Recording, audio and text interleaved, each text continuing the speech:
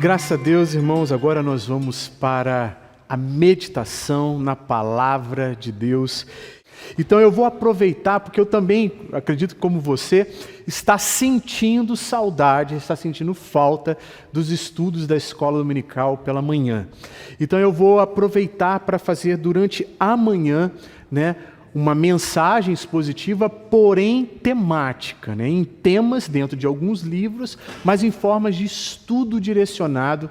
Eu vou tentar ser o mais didático, mais claro possível para abençoar a vida dos irmãos. E o estudo que eu quero trazer para vocês vai ser dentro do livro de Provérbios. Eu vou dar o seguinte título para essa temática da manhã, As temáticas de Provérbios. E por que Provérbios? Porque Provérbios é tido como as notas de rodapé da lei de Moisés. Se nós queremos saber como aplicar a lei de Moisés, ou melhor, a lei do Senhor às nossas vidas diárias, basta você ler o livro de Provérbios e você vai ver claramente a aplicação da lei, da instrução do Senhor no dia a dia. Dentro do livro de Provérbios você vai encontrar temáticas como temor, sabedoria, mulher sábia, mulher virtuosa, a mulher também adúltera. Você vai também saber sobre o homem de Deus, o próprio Deus. Você vai ouvir sobre temor, você vai ouvir sobre sabedoria, você vai ouvir sobre ira, você também vai ouvir sobre amor, você vai ver sobre finanças, você vai ver também dentro do livro de Provérbios, o ensinamento sobre o trabalho, sobre a preguiça, sobre relacionamentos com amigos, sobre relacionamento com vizinhos, sobre relacionamentos amorosos. Tudo isso você encontra dentro do livro de Provérbios. Mas a maior realidade que a gente se depara dentro do livro de Provérbios é com o próprio Deus, aquilo que Ele deseja, aquilo que Ele requer de nós. No livro de Provérbios, Deus é apresentado como justo, como santo, como um Deus também que se ira com as nossas injustiças, com as nossas práticas erradas. E Ele também coloca o ser humano no seu devido lugar como responsável pelas suas escolhas e por aquilo que ele faz. Porque uma coisa é certa, nós somos totalmente livres para fazer a escolha que nós quisermos, mas nos tornaremos escravos de todas as consequências que advêm de nossas escolhas. Mas é claro, de repente você está pensando aí, nossa pastor, o senhor está falando meio como que um arminiano. Não é bem isso não, viu meu irmão? Fique sabendo que ainda que a nossa natureza seja pecaminosa e que o nosso livre-arbítrio é escravo do pecado, nós somos, inclusive, responsáveis por nossas escolhas, principalmente as nossas escolhas pecaminosas, viu? Deus não nos tirou a capacidade de fazer escolhas. O problema é que as nossas escolhas estão escravizadas pelo pecado. E o livro de Provérbios vai nos ajudar, a nos orientar a fazer e a tomar decisões acertadas de acordo com a vontade de Deus. Talvez essa seja uma das grandes questões da sua vida. Qual é a vontade de Deus para a minha vida? E a vontade de Deus está revelada nas Sagradas Escrituras. Então, o primeiro ponto dessa manhã que eu quero destacar é que o temor do Senhor é o ponto de partida para o aprofundamento do relacionamento com Deus. E o primeiro texto que eu quero ler é Provérbios 1:7, que vai nos dizer que o temor é o primeiro passo de uma vida inteligente. Provérbios 1:7 diz assim: o temor do Senhor é o princípio do saber, mas os loucos desprezam a sabedoria e o ensino. Isso vem muito a calhar com essa manhã, porque normalmente nos domingos de manhã na nossa igreja nós estávamos sempre tendo estudos bíblicos, temáticos, orientados para as necessidades da nossa vida. E quando a gente abandona o estudo da palavra e também, vamos colocar assim, não apenas o estudo expositivo, a pregação expositiva de um texto, mas também saber o que cada livro, as temáticas de cada livro e como que se aplica às nossas vidas, também é de suma importância para uma vida bem-sucedida. Então Salomão, que é o autor desse desse livro maravilhoso, ele vai dizer que o temor do Senhor é o princípio do saber. Então toda a sabedoria, todo o conhecimento, toda a inteligência parte desse princípio. E infelizmente o temor do Senhor é uma das coisas que tem sido abandonadas no nosso tempo. Nós temos desenhado um Deus completamente amoroso, completamente gracioso, mas se esquecendo que Deus também é justiça e que a ira santa do Senhor é uma realidade. Então, quando nós nos aproximamos de Deus, eu tenho que ter a plena convicção de que, ao mesmo tempo que Ele revela o seu amor, Ele também revela a sua ira. E da mesma forma que eu me aproximo diante de Deus com fé, eu também me aproximo diante dEle com temor, com reverência, porque eu estou diante do Deus que tudo sabe e que tudo conhece. Então não adianta se aproximar diante de Deus pensando que nós vamos enganá-lo com as nossas palavras, com lisonjas, ou de repente tentar impressionar a Deus com grandes obras, que nós podemos realizar nesse tempo. Deus não se impressiona com o que nós realizamos, Deus não se impressiona com as nossas palavras. Na verdade, Ele conhece o mais profundo do nosso ser. Esse texto ainda diz mais: mas os loucos desprezam a sabedoria e o ensino. E dentro da nossa cultura, e falando aqui praticamente, mais especificamente da cultura brasileira, nós somos aqueles tipos de pessoas que gostam de protelar tudo, A gente deixa tudo para a última hora. Se a gente faz um almoço, acaba de almoçar, a gente deixa a louça lá, e a gente olha, vai dar o jornal, depois eu vou lá e lavo. Se é estudante, aqui eu estou com alguns irmãos que são estudantes, aí o professor passa o trabalho, e o trabalho é para o dia 15, aí lá no dia 14... o pessoal já está indo aqui. Lá no dia 14, às 0 horas, começa a fazer o trabalho para entregar no dia seguinte. Assim que nós somos. E outros já estão gritando aqui: pastor, faz no dia. Tem gente que faz no dia. E é verdade, nós somos assim. Nós desprezamos o conhecimento, nós desprezamos a sabedoria por natureza. E a nossa cultura, parece que potencializa cada vez mais essa postura louca, essa postura protelosa. E é engraçado que Provérbios também vai falar sobre preguiçosos, Provérbios também vai falar sobre insensatos e sobre loucos. É loucura quando deixamos as coisas para a última hora, e é loucura quando nós desprezamos o conhecimento. Por exemplo, o profeta Oséias vai dizer: o meu povo perece porque lhe falta conhecimento. A igreja cristã, a igreja reformada, a igreja presbiteriana, vamos colocar assim, trazendo mais para o nosso arraial, nós iremos, irmãos, cair, desfalecer no meio do caminho, se nós abandonarmos o conhecimento, se nós abandonarmos a sabedoria. E quando eu estou falando aqui de conhecimento e sabedoria, eu não estou falando de um conhecimento intelectualizado, eu estou falando de um conhecimento próprio das Sagradas Escrituras, que nós adquirimos na simples leitura diária das Escrituras e nas idas e vindas da escola dominical e dos cultos. Aí eu preciso te fazer algumas perguntas.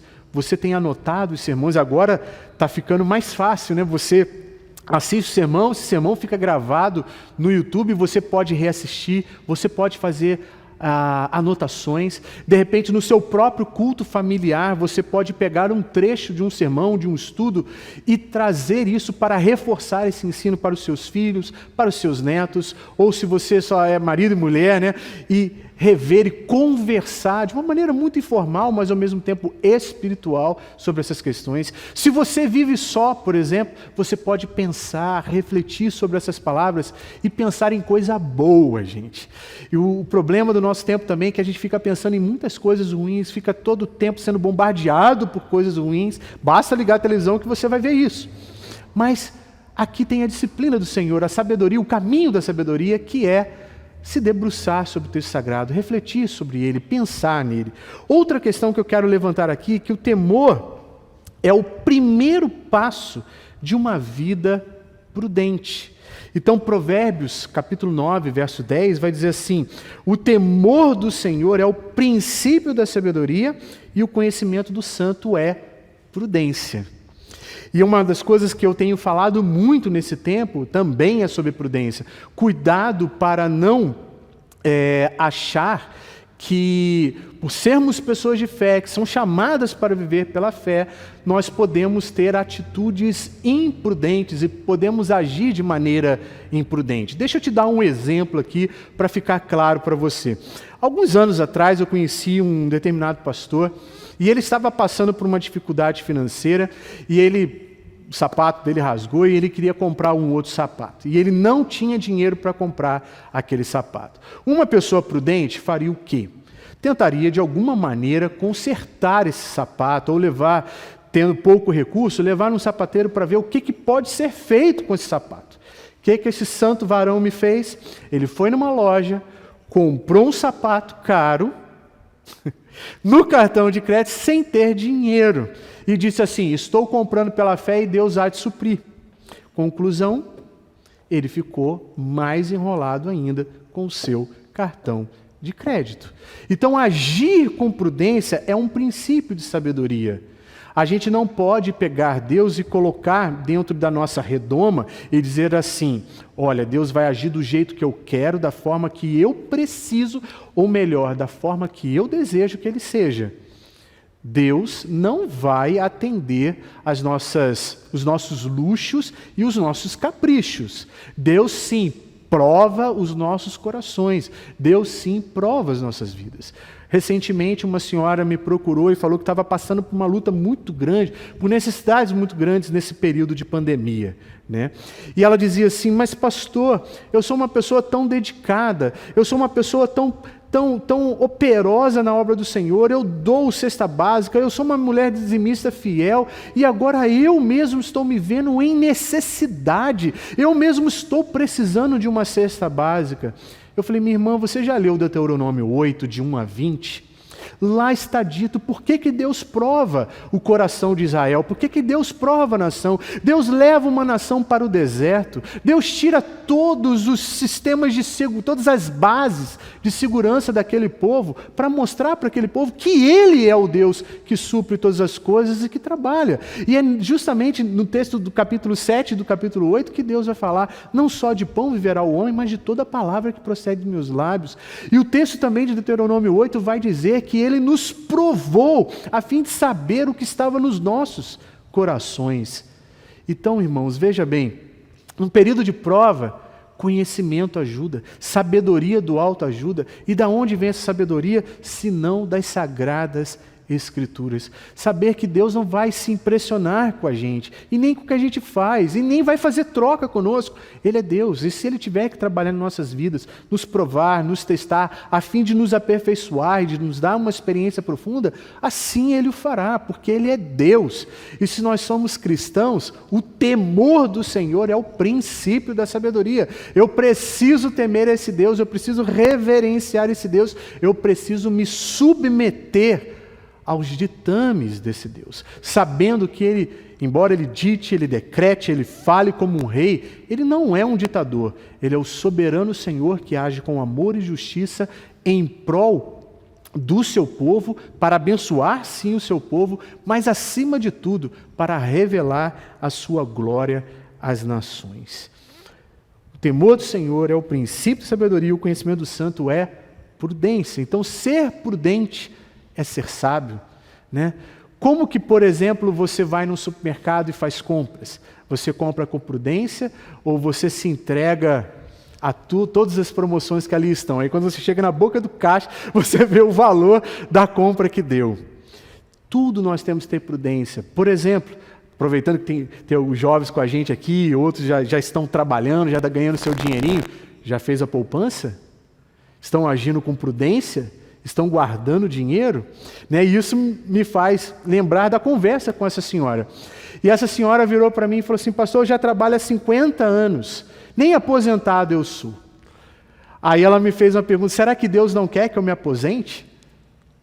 Aí, irmãos, fica o detalhe. E eu inverti a pergunta, eu falei assim: que tal pensarmos assim? Será que é Deus realmente que não quer que você se aposente? Ou foi você que não tomou as decisões cabíveis e legais de acordo com o teu direito para se aposentar? Então a gente faz as escolhas erradas ao longo da nossa vida, sofre as consequências da nossa falta de prudência e falta de sabedoria, e depois a gente quer jogar a conta para quem? Para Deus pagar. Então veja bem, Deus vai permitir sim que soframos as consequências dos nossos erros e das nossas escolhas erradas. E o temor ao Senhor vai nos levar a ter uma vida de prudência. Segundo aspecto, dentro do livro de Provérbios, que vai falando sobre o temor, é que o temor é uma estrada inteira para o aprofundamento do relacionamento com Deus. Tá? Então a gente vai ver que o temor é o princípio norteador da vida para achar o verdadeiro conhecimento. Provérbios capítulo 2, verso 1 a 5, vai dizer assim: Filho meu, se aceitares as minhas palavras e esconderes contigo os meus mandamentos, para fazeres atento à sabedoria o teu ouvido e para inclinares o coração ao entendimento, e se clamares por inteligência e por entendimento alçares a voz, se buscares a sabedoria como prata e como tesouros escondidos a procurares, então entenderás o temor do Senhor e acharás o conhecimento de Deus. Olha que curioso, ele fala do coração se inclinar. Engraçado que se inclinar nos lembra basicamente aquele movimento, né, do comprimento japonês. Ou seja, um coração que se inclina para um conhecimento superior. Um conhecimento que vem de Deus, que vem do alto. E ele fala de procurar e de buscar e de ir atrás do conhecimento da sabedoria do Senhor como se busca ouro e prata. Infelizmente, nós sempre vamos ter esse conflito existencial entre o conhecimento superior e a prata e o ouro, né? E os tesouros dessa vida. Sempre vão entrar em conflito, né? Agora, olha só que interessante. Se você fizer uma pesquisa na internet para ver quem foram os últimos ganhadores da Mega Sena nos últimos 20 anos, você vai se surpreender com o que você vai descobrir. Porque a maioria deles, né, que ganhou os prêmios e se tornaram milionários da noite para o dia, simplesmente perderam tudo. E a maioria perdeu tudo em menos de 3 anos. É, isso mesmo. Sabe por quê? Porque ganhou o recurso, mas nunca aprendeu, nunca teve conhecimento para administrar grandes riquezas. Percebe? O que nós mais precisamos, irmãos, não é de ser milionários, mas de termos aquilo que é necessário para viver. E, acima de tudo, ter o conhecimento de Deus nas nossas vidas, a sabedoria de Deus nas nossas vidas, para que a gente possa montar, né, ou melhor, a gente possa viver de maneira digna nesse tempo. Por exemplo, eu tenho um irmão em Cristo e hoje, às vezes a esposa dele está assistindo aqui as transmissões porque ele é um engenheiro e hoje ele está trabalhando lá no Oriente Médio, né? E ele é um homem assim, que dava muitas palestras sobre administração, sobre recursos financeiros e coisas do tipo. E ele foi um professor aqui da cidade de São José dos Campos, né? Ele foi engenheiro de grandes empresas aqui da região, e ele sempre falava que quando ele arranjava um emprego, ele guardava tudo que ele podia, prevendo, sabe o quê? Ficar 2 anos de desempregado. E quem é engenheiro sabe, né? Quem trabalha com administração sabe que a gente está empregado num dia, no dia seguinte a gente não tem garantias, não é verdade? E ele sempre fazia isso. E ele conseguiu manter a vida dele todinha. E da última vez, agora que ele ficou desempregado, ele tinha juntado dinheiro e ele ficou de novo 2 anos desempregado. E quando chegou no limite, ele falou: Deus, agora está acabando. Surgiu uma porta de emprego e ele foi trabalhar fora do país. Então veja, trabalhar com prudência, trabalhar com sabedoria e entender que o temor do Senhor, aquilo que Ele está nos ensinando como palavra de Deus, para a vida, gente, para as coisas da vida, é uma estrada para a vida inteira. Nós precisamos trilhar esse caminho, nós precisamos andar em sabedoria. Não adianta ficar andando, né, ansioso por aí dizendo qual é a vontade de Deus para a minha vida, eu não estou entendendo nada. De repente você não está entendendo nada, é porque está faltando o conhecimento do Senhor. Está faltando é Bíblia, irmão, é isso que está faltando. Outra coisa, o temor é o que orienta a vida sábia. Provérbios 15, verso 31 a 33 vai dizer assim: os ouvidos que atendem à repreensão salutar, no meio dos sábios tem a sua morada. O que rejeita a disciplina menospreza a sua alma, porém o que atende à repreensão adquire entendimento. O temor do Senhor é a instrução da sabedoria, e a humildade precede a honra. E aqui a gente já tem ensinamentos maravilhosos dos quais nós devemos temer o Senhor e andar de maneira salutar no meio dos sábios, ou seja, atendendo e atentando para a repreensão. Engraçado que esses dias eu estava fazendo algumas pesquisas, né, dentro dos termos gregos, dentro dos termos hebraicos, sobre não apenas repreensão, na verdade eu estava buscando a palavra crítica nas Escrituras. Pasmem, não tem. Não tem palavra crítica. Criticai-vos uns aos outros. Você não vai achar. Não vai achar. Você vai achar consolai-vos, corrigir, você vai achar orai um pelos outros, você vai orar perdoai-vos, repreender uns aos outros, mas crítica você não vai achar. Então a repreensão que o autor está dizendo aqui é aquela palavra de sabedoria que traz a correção para um pavimento que foi feito torto, para uma construção, para um muro que foi feito de maneira enviesada. Então veja bem, o sábio atenta à repreensão, atenta à correção. Mas a nossa cultura hoje moderna, né, super influenciada pelos estudos comportamentais, vamos colocar assim, sempre fala a crítica construtiva. E a gente vê a crítica construtiva mais destruindo do que construindo alguma coisa, não é verdade? Mas a repreensão que vem da palavra de Deus é o que levanta, é o que ergue a pessoa. E ele fala, o que rejeita, olha só, a repreensão e disciplina, rejeita essa disciplina, menospreza a sua alma. Porém, o que atende à repreensão adquire entendimento. Então, o sábio é aquela pessoa que sabe, né, que muitas pessoas trilham por caminhos, mas ele olha para o caminho e vê aonde aquela pessoa chegou.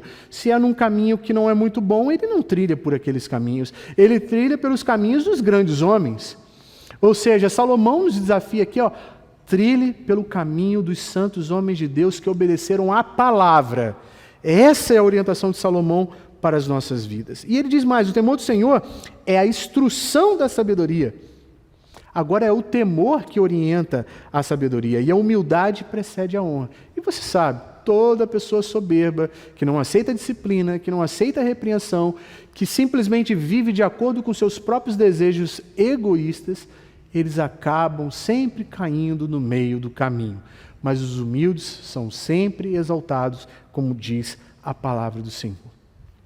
O temor do Senhor também, né? Perseverar, que seria o nosso terceiro ponto, terceiro aspecto aqui, perseverar no temor é garantia de uma jornada feliz. Provérbios 28, 14.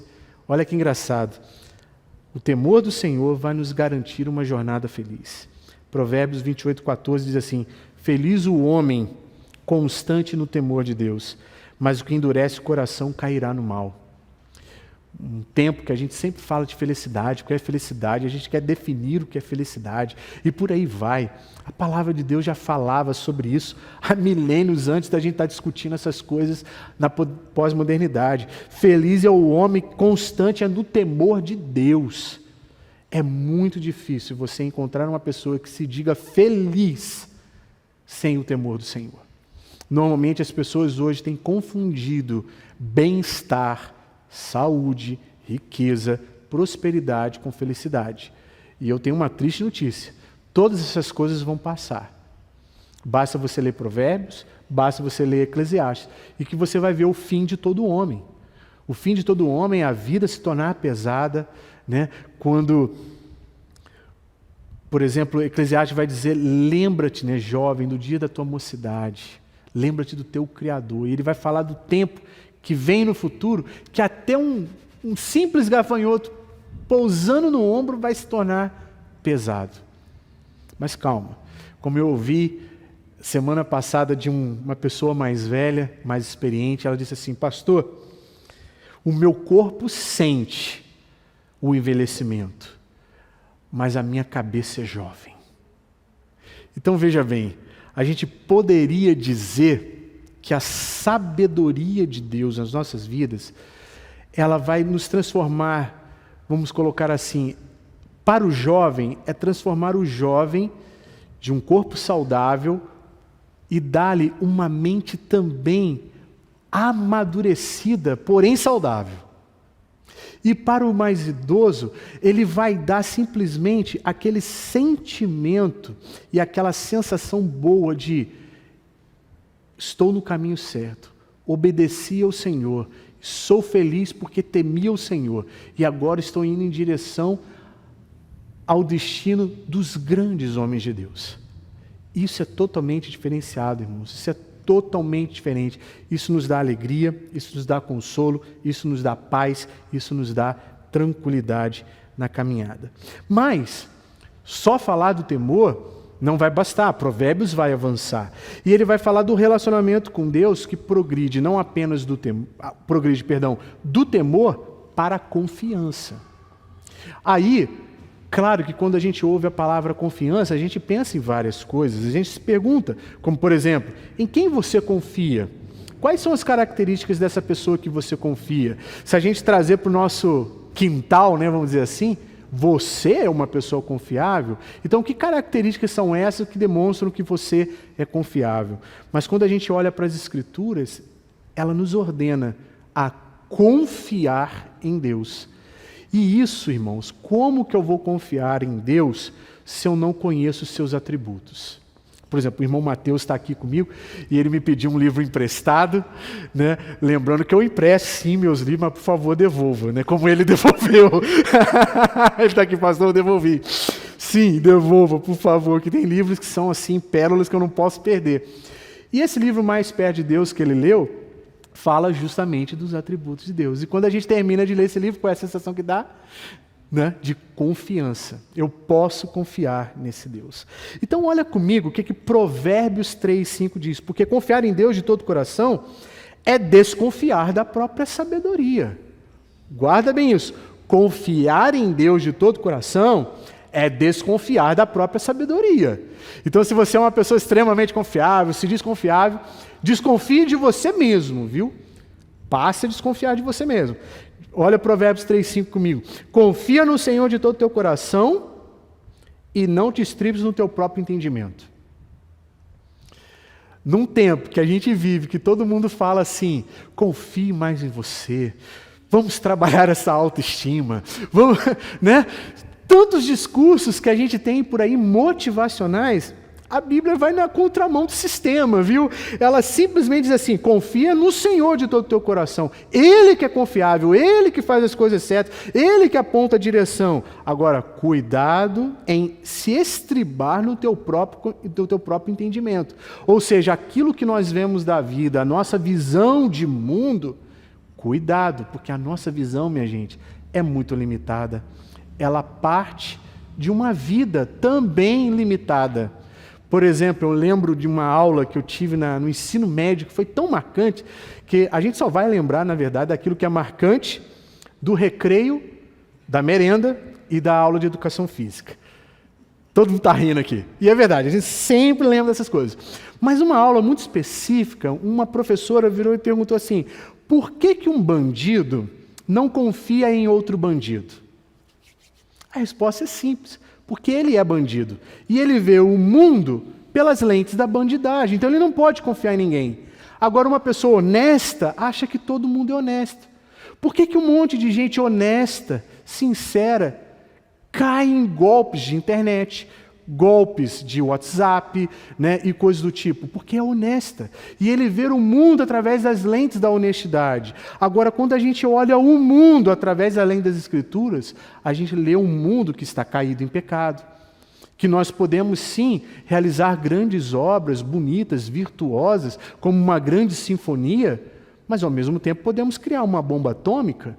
Então veja bem, é ler o mundo pela lente das Escrituras, pela sabedoria das Escrituras, e isso nos dará segurança, isso nos dará felicidade, isso nos trará um caminho bem pavimentado e bem retinho para a gente trilhar e para a gente não cair nas pequenas pedras que aparecem no meio do caminho. Então confia em Deus, não confia no teu próprio entendimento, porque o seu entendimento, o meu entendimento, é limitado, o de Deus não.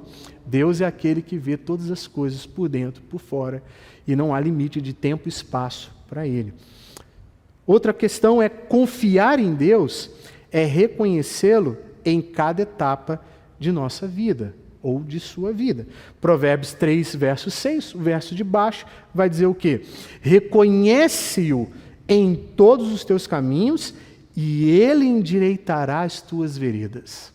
Gente, quando eu penso nisso aqui, reconhece o Senhor em todos os seus caminhos, Ele endireitará as tuas veredas, eu imagino assim, a pessoa confia de todo o seu coração no Senhor e caminha. E vão ter veredas, vão ter caminhos que vão ser tortuosos. E até mesmo nós vamos trilhar por eles, mas Deus virá ali de uma maneira muito soberana e vai endireitar a caminhada. Quer ver um bom exemplo? A história de José. Quando José se depara com seus irmãos, ele vai dizer assim para os seus irmãos: vocês, na verdade, intentaram mal contra mim. José tinha a visão real do que aconteceu. Vocês intentaram mal. E qual era a visão que ele não tinha ainda, que foi adquirida com o tempo, no temor e na confiança no Senhor? Mas Deus transformou o mal em bem. Então, nesse período que a gente está vivendo, né, muita gente também está perdendo muito emprego, e é natural. Quando eu digo natural, irmãos, eu digo assim, natural porque é deste mundo, porque é de um mundo caído, em que o pecado afeta todos.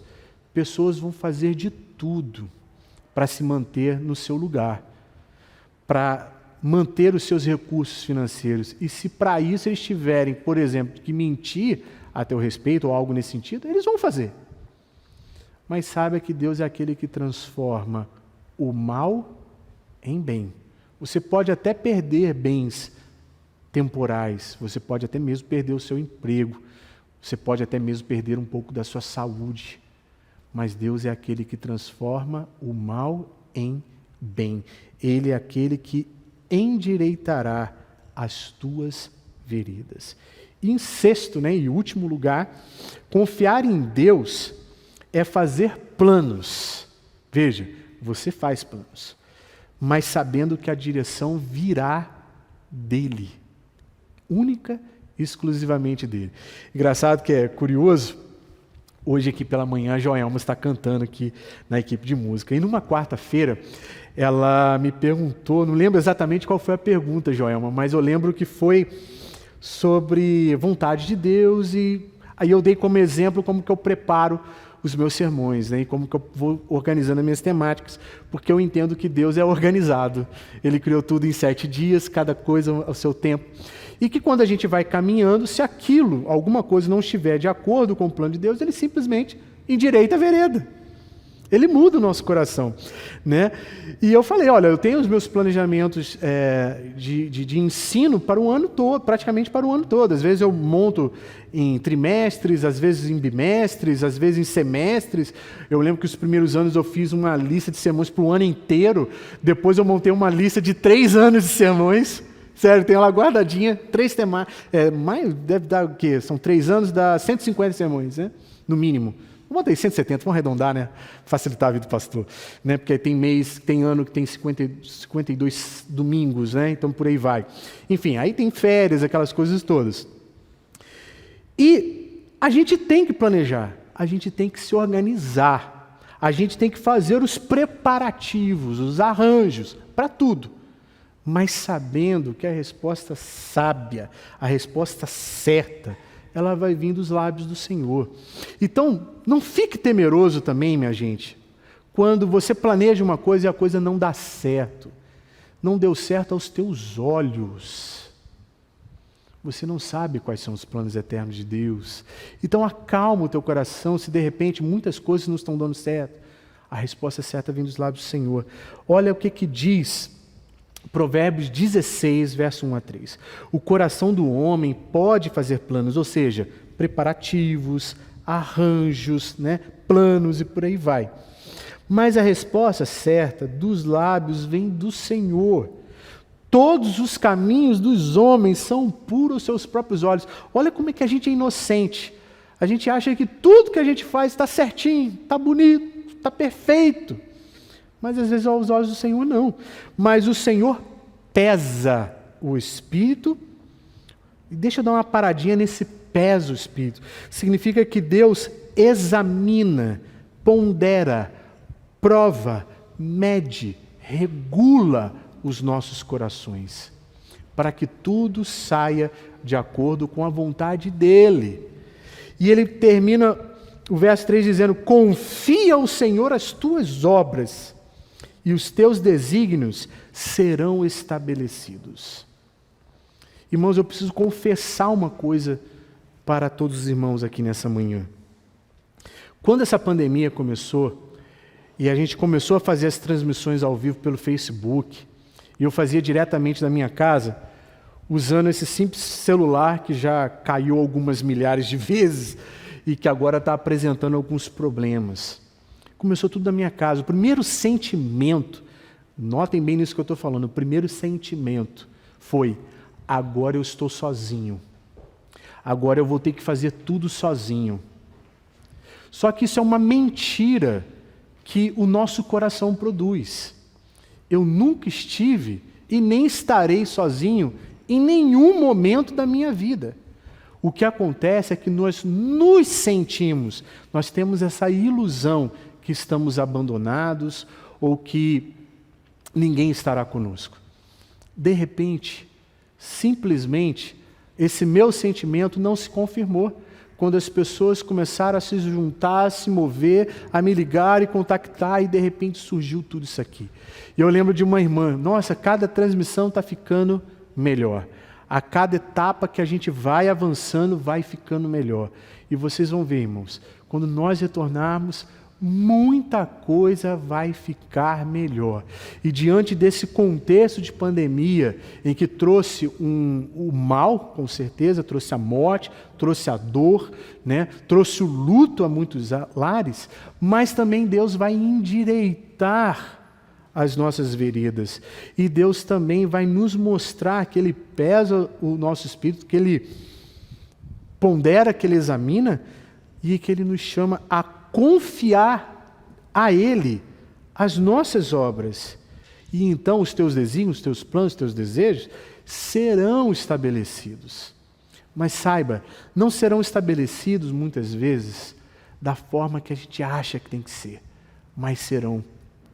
Se você perguntar para mim como que eu esperava que fosse tudo isso, era de um jeito, está acontecendo de um outro, porque está sendo estabelecido em essência sim, mas não da maneira que eu acho que tem que ser, porque Deus tem os seus próprios caminhos e os seus próprios desígnios. Nós fazemos os planos, mas a resposta certa sempre virá do Senhor. Então, meus irmãos, tudo que a gente está vendo aqui, o texto vai, esses vários textos que nós vimos nessa manhã, vai sempre ressaltar que o homem, a despeito de sua liberdade, ele planeja, ele organiza, ele se prepara, visto que no fim ele vai sempre acabar fazendo nada mais, nada menos do que contribuir para os planos eternos de Deus. Nós não vamos fazer nada daquilo que Deus já determinou. Então não temas em se preparar, não temas em tomar decisões. Saiba que Deus é aquele que endireita as nossas veredas e é aquele que caminha conosco. Mas para isso, temor é o princípio da sabedoria e é o caminho da prudência. Então que nessa manhã Deus nos abençoe poderosamente